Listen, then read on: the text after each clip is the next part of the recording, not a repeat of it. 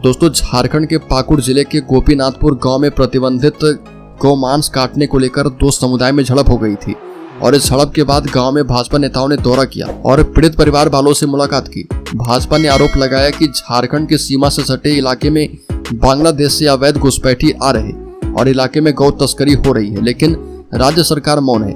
विधानसभा में विपक्ष के नेता अमर बौरी ने कहा कि हम दो राज्य की सीमा पर खड़े हैं, लेकिन ऐसा लगने लगा है कि जैसे हम किसी अंतर्राष्ट्रीय सीमा पर हैं।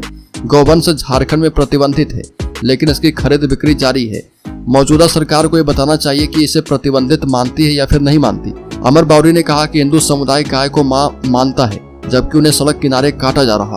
गोपीनाथपुर में इतनी बड़ी घटना घट जाती है और राज्य के मुख्यमंत्री चंपई सोरेन बिल्कुल ही चुप रहते हैं, क्योंकि तुष्टीकरण हावी है। ये भी कहा कि हमारे पूर्वज सदियों से यहाँ रहते आ रहे और हम अपने मिट्टी को छोड़कर कहीं जाएंगे नहीं।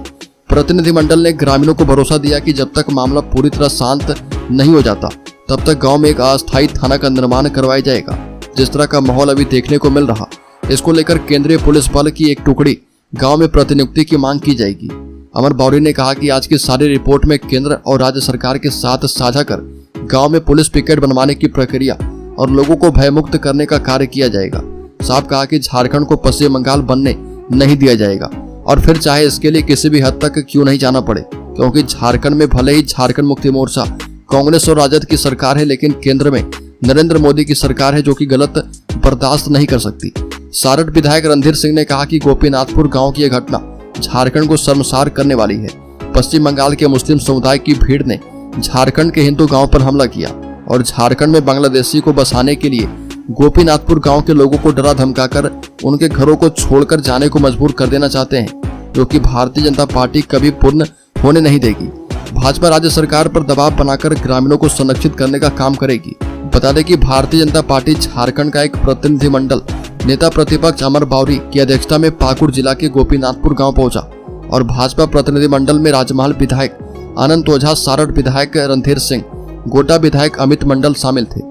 17 जून को पाकुड़ जिला के गोपीनाथपुर गांव में प्रतिबंधित मांस को खेतों में काटा जा रहा था और इसको लेकर दो समुदाय में झड़प हुआ, जिसके बाद पश्चिम बंगाल के गांव से सैकड़ों मुस्लिम समुदाय के लोगों और मुसलमानों ने गांव पर हमला कर दिया। अचानक हुए इस हमले में दर्जनों की संख्या में ग्रामीण घायल हो गए और ग्रामीणों का आरोप है कि पश्चिम बंगाल से पत्थरबाजी हुई, कई घरों को जलाया गया।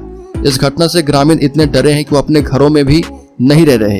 हालांकि समय रहते स्थानीय पुलिस और जिला प्रशासन ने घटनास्थल पहुंचकर मामले को शांत करवाने की कोशिश की है। बावजूद इसके ग्रामीणों को धमकी दी जा रही है। तो दोस्तों, इस खबर में इतना ही। झारखंड से संबंधित हर एक न्यूज को पाते रहने के लिए सब्सक्राइब करें और बेल आइकॉन जरूर दबा लें।